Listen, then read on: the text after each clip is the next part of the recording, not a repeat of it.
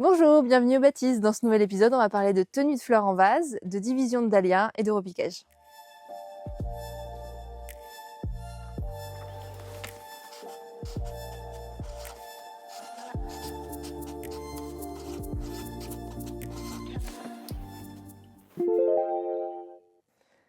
Le mois dernier, je vous avais montré des rangs de narcisses qui étaient en train de commencer à grandir. Celui-ci, c'est un rang qui a été planté à l'automne dernier.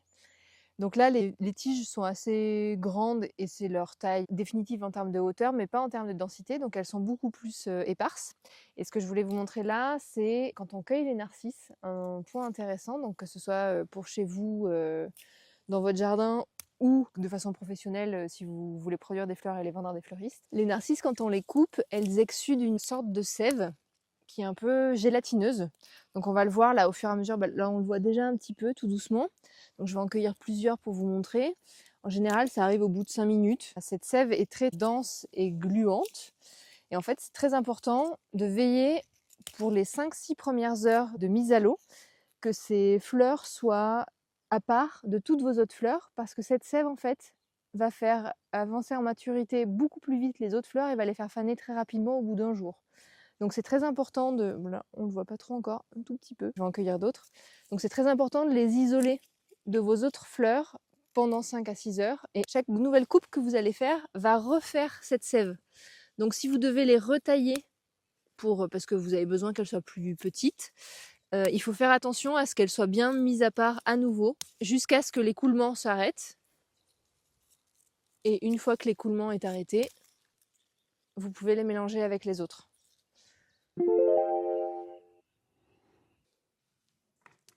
Là, je vais vous montrer comment on fait pour avoir des élébores en vase et qu'elles tiennent, surtout, parce que c'est souvent la problématique qu'on rencontre. Donc, on est mi-mars, on a un mélange de fleurs en floraison et de fleurs qui commencent à porter leurs graines. Donc, c'est le moment, en fait, où on peut commencer à les cueillir, quand elles commencent à avoir ces petites gousses avec les graines. Donc là, l'idée, c'est que, on a des tiges qui sont quand même globalement assez hautes. Donc là, on voit sur la même plante qu'il y a différentes choses en même temps. Donc, il y a la fleur avec son petit porte-graines qui est là au cœur. Il y a la fleur qui est au stade de la floraison et il y a la fleur pas encore éclose. Donc typiquement, cette tige-là, elle ne tiendra pas en vase si on la met telle qu'elle une fois coupée parce qu'elle a encore des parties de sa composition qui sont encore au stade de floraison ou pas ouvertes. Donc ce qu'on va faire, c'est que je vais vous montrer comment les travailler avant de les mettre dans l'eau pour pouvoir les avoir plus longtemps à l'intérieur de la maison et qu'elles tiennent et qu'elles ne retombent pas. Donc là, comme je disais tout à l'heure, on a une première fleur, en général c'est souvent celle qui est au centre, qui a déjà des gousses et qui est en train de faire des graines. Celle-ci qui est au même stade quasiment, mais celle-ci qui est encore au stade de floraison qui vient de s'ouvrir. Donc là, on peut dire qu'il y a une fleur en bouton, 2 stades au stade de floraison et 3 fleurs qui sont au stade graine. Donc en général, ce que je fais, c'est qu'en fonction du stade de la tige entière, j'incise 1, 2 ou 3 fois. Là, en l'occurrence, il y a encore une fleur en bouton, donc je vais l'inciser 2 fois. Donc je le fais bien sur toute la longueur. Surtout, on rentre pas à l'intérieur de la tige, on reste en surface. Et ensuite, on ébouillante le bout de la tige pendant à peu près 5-6 secondes. Donc après, on le plonge dans un seau d'eau froide. L'idée, c'est de le laisser, je dirais à peu près toute une nuit si vous pouvez, se reposer et bien s'hydrater. Et il y a une chose qui est très importante aussi, c'est que malgré tout ça, si vous le mettez dans une pièce chez vous où il fait très chaud ou en soleil direct, les élébores détestent la chaleur. C'est pour ça aussi qu'elles sont très heureuses en général plutôt dans un sous-bois. La floraison, vous l'aurez vraiment pendant une semaine jusqu'à 10 jours si vous respectez le fait de le laisser un peu à l'ombre ou de le mettre dans une pièce qui n'est pas en soleil directement.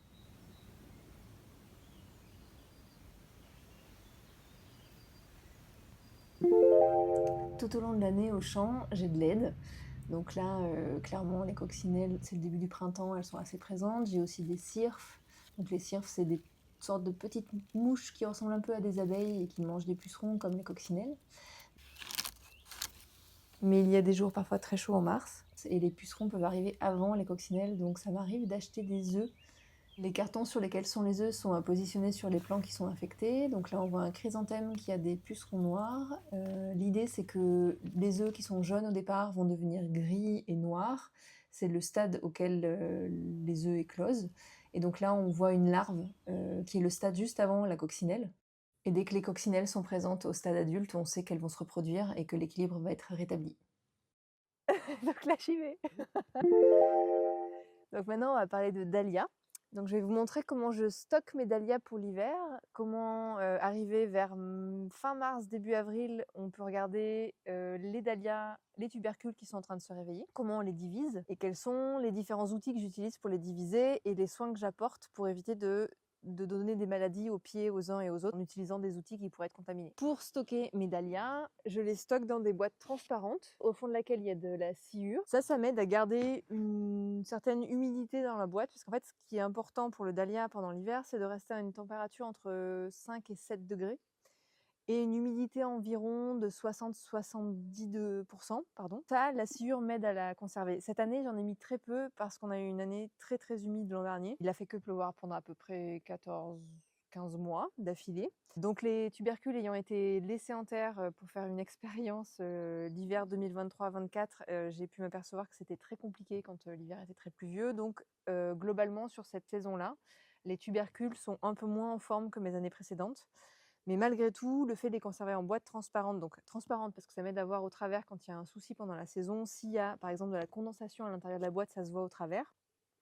Ou si les tubercules semblent montrer des pourrissements, ça me permet de le voir plus rapidement quand ils sont stockés dans la maison et d'ouvrir la boîte, gérer ce qu'il y a à gérer en enlevant les parties qui sont abîmées et refermer ou laisser entrouvert s'il y a trop d'humidité. Donc les boîtes transparentes, c'est assez utile pour les stocker, mais avec un fond de sciure. Donc parfois, je remplis la boîte de sciure quand la saison était meilleure. Je la remplis en général au moins à moitié et les tubercules sont mélangés aux copeaux de bois. Et ça fait en fait comme une espèce de médium qui permet de conserver cette humidité, cette bonne moyenne entre humidité et fraîcheur, on va dire, à l'intérieur de la boîte. Donc là, ce que je vais vous montrer, c'est comment diviser les dahlias.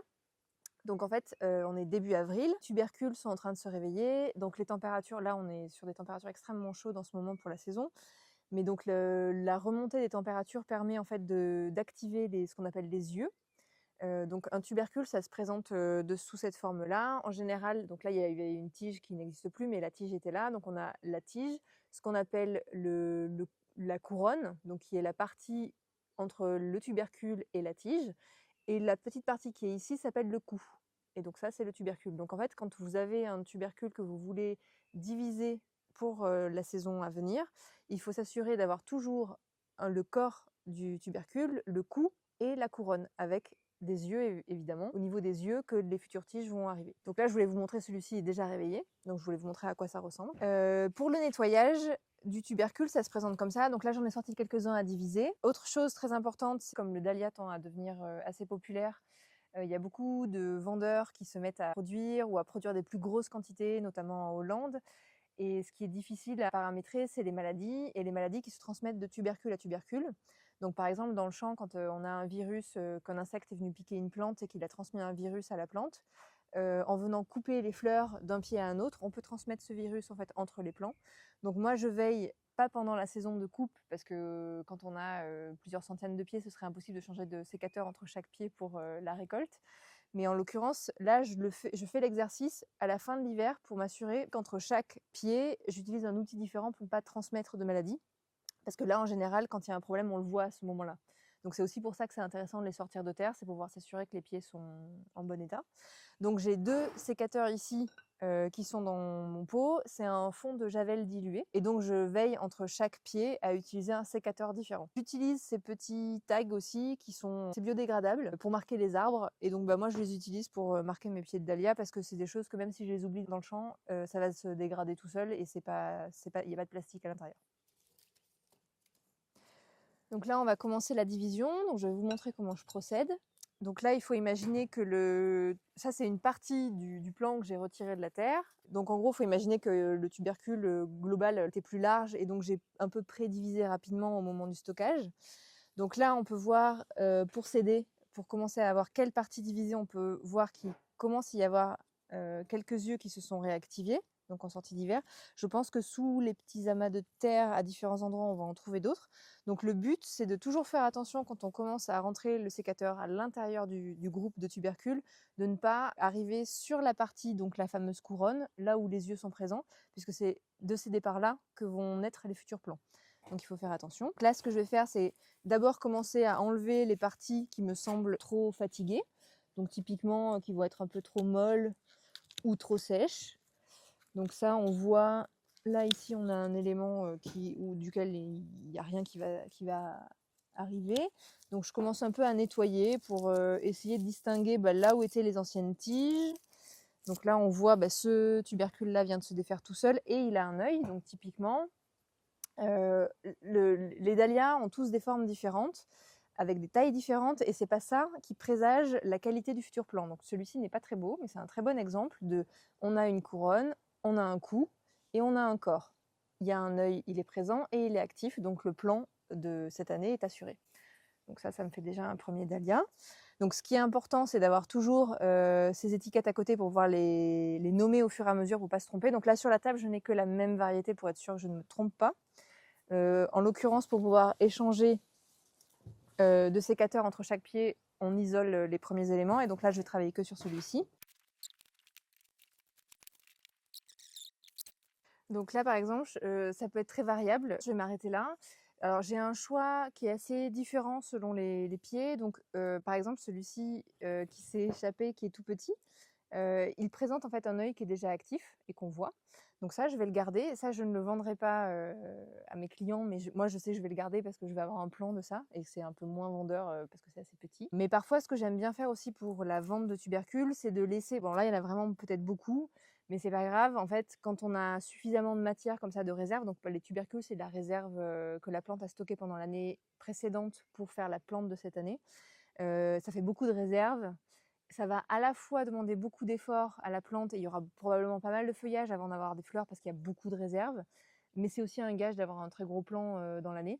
Donc en fait, en général, j'aime bien marier des tout petits tubercules isolés avec des très gros plants pour avoir des différences aussi de rapidité de floraison et de grosseur de pied et de nombre de tiges à récolter. Et donc, ce que je vais vendre en général, c'est plutôt des choses comme ça, qui sont assez généreuses, qui vont permettre d'avoir un plant assez équilibré, qui va fleurir assez rapidement, sans être énorme à envoyer. Et donc, du pied de départ que j'avais, qui était déjà lui-même le tiers, je pense, de la plante initiale, j'ai réussi à extraire 1, 2, 3, 4, 5, 6 nouveaux pieds, donc qui sont identiques aux pieds mères de départ, donc ce sera la même variété. Et donc du coup, voilà, il y a différentes tailles et formes et différentes quantités de tubercules sur l'élément. D'un seul élément, j'ai réussi à en extraire là 6. En début de saison, je m'offre le luxe de faire des semis au chaud. Et donc dans cette séquence, on va voir des graines et en fonction des graines, quel type de contenant j'utilise. Donc là, c'est des contenants un peu classiques de petites cellules. Parfois, ça peut être des contenants très hauts, donc comme on a vu dans la vidéo précédente où les graines ont besoin d'avoir beaucoup de place parce qu'elles ont des racines pivots, donc du coup elles ont besoin d'avoir beaucoup de place en dessous d'elles. Donc là, ça vous montre un peu la vitesse à laquelle je vais réellement. C'est un exercice qui peut être très méditatif selon la grosseur de la graine, parce que parfois elles sont toutes petites et ça peut être assez long d'en mettre une seule par cellule. Ou parfois ça va beaucoup plus vite quand je sème à la volée dans une barquette, mais cet exercice-là est suivi d'un autre que je vais vous montrer juste après, qui nécessite en fait un repiquage.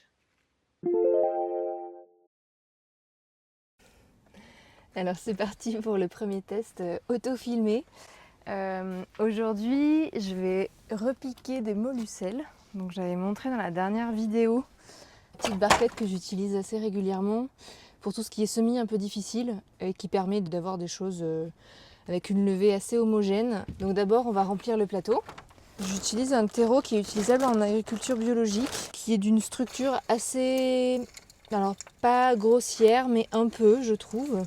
En tout cas, pour toutes les petites graines très fines, c'est trop épais. Et là, sur du repiquage, ça ira très bien puisque ma graine a déjà germé, donc il n'y a aucun souci. Quand je remplis mes plateaux, je fais toujours attention à une chose, c'est d'avoir toujours la périphérie de mon plateau. Donc tout ce qui est à l'extérieur du plateau, qui soit toujours bien rempli, surtout les angles, parce que c'est toujours là en fait où la terre, on a tendance à, quand on va un peu vite, à moins remplir. Et du coup, si les semis restent longtemps en plateau, clairement au bout d'un moment il manque un peu de matière. Donc voilà. Donc là, pour repiquer la molluscelle, donc elle a été semée le 14 février. En général, quand on repique des plants, Il ne faut jamais les attraper par la tige, mais il faut toujours les attraper par les feuilles. Et quand on les prend, on fait attention à tirer doucement évidemment, mais à tirer par la feuille pour pouvoir avoir l'intégralité de la racine. Donc là on voit que c'est quand même assez long, que ma cellule va être un peu plus petite. Hop, donc on repique chaque cellule du plateau délicatement. Et en général, ce que je fais, c'est... donc là, on a rempli de terreau, on repique et on fait un très bon arrosage derrière, puisque la racine qui vient d'être extraite de son milieu d'origine doit en fait refaire à nouveau des toutes petites radicelles très très fines pour pouvoir se réapproprier son nouveau milieu et ensuite repartir. Il arrive parfois qu'on puisse casser un peu en terminaison de racines, on va dire. C'est pas un souci, ça peut repartir et ne pas y avoir d'incidence sur le plan après. Donc là, on est devant la maison, on n'est plus à l'intérieur du champ, mais dans un espace qui est plutôt privé. Et en mars, c'est le moment de planter des nénuphars et des lotus. Donc dans les petits projets annexes au champ, il y a celui-ci. Donc on a récupéré un abreuvoir à animaux qui est en pierre, et dans lequel on va venir planter un lotus. Donc là, on voit que je suis en train d'implanter le rhizome. C'est une racine assez charnue qui doit rester en surface. Et donc là, je mets de l'argile. Donc c'est de l'argile pure, on en a sur place aussi parce que c'est assez... on a plein de zones autour de la maison qui sont assez humides. Et donc l'argile est présente naturellement. Je rajoute quelques petits osmocotes qui sont des engrais pour nourrir la plante pour qu'elle démarre bien. Donc ici, contrairement aux fleurs qui sont dans la mare, j'ai choisi une variété à petit développement qu'on appelle teacup, c'est-à-dire qu'elle pourrait rentrer dans une tasse de thé. Et l'idée, c'est de pouvoir avoir un peu de végétation et des fleurs qui vont recouvrir le bac assez rapidement. On devrait voir les premières fleurs en juin ou juillet, et je vous les partagerai quand elles arriveront.